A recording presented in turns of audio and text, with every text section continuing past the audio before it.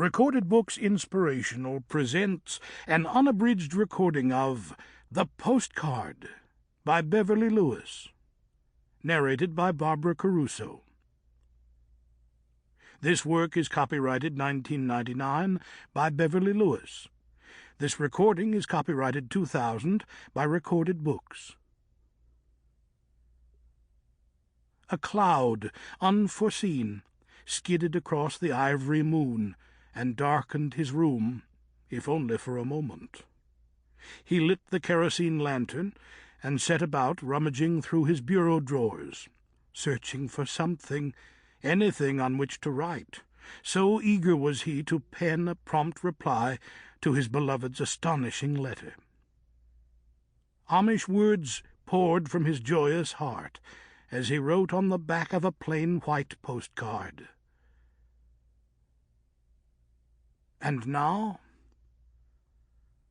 the postcard.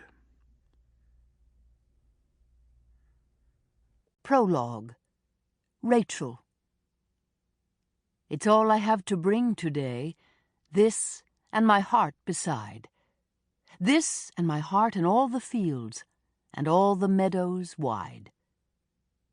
Emily Dickinson, circa 1858.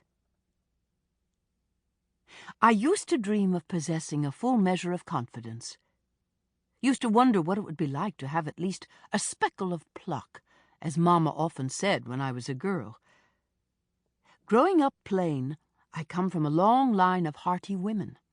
Women like my grandmothers and great-grandmothers who believed in themselves and in working hard, living out the old proverb, "The Lord helps those who help themselves."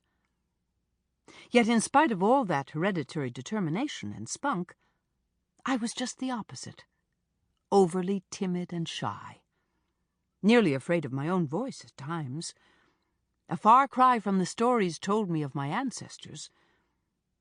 Elizabeth, my next oldest sister, seemed awful worried about me when upon my 16th birthday I was too bashful to attend my first singing.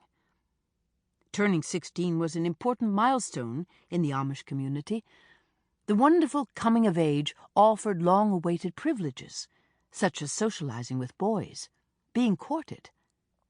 Lizzie was so concerned, she confided in one of Bishop Fisher's granddaughters, explaining in a whisper so I wouldn't hear. Rachel was born shy, came her tender excuse. I had overheard, though the reason my sister gave for my perpetual red face didn't make me feel any much better. Least back then it didn't. And it didn't help that all my life one relative or another felt obliged to point out to me that my name means lamb. Rachel puts herself out, she does. Never mind that it costs her plenty, Lavina Troyer had declared at a quilting years ago. So my course was set early on. I began to live up to my father's distant cousin's declaration, working hard to keep the house spotless from top to bottom, tending charity gardens as well as my own, eating fresh in the summer months, putting up more than sufficient canned goods for the winter months, and attending work frolics. Now that I've been married for over 6 years, a mother of 2 with another baby on the way, I've come out of my shell just a bit, thanks to my husband, Jacob, and his constant encouragement. Still, I wonder what it would take to be truly brave, to develop the kind of admirable traits I see so clearly in my 11 siblings, most of them older. As for church, Jacob and I left the strict old order behind when we married, joining the ranks of the Amish Mennonites, which broke Mama's heart, and she never forgot it. I expect she's still hoping we'll come to our senses and return someday. Beachy Amish, that's what the non-Amish community, English folk, call us now, after Moses Beachy, who founded the original group in 1927. Our church does not shun church members who leave and join other plain groups, and we hold public worship in a common meeting house.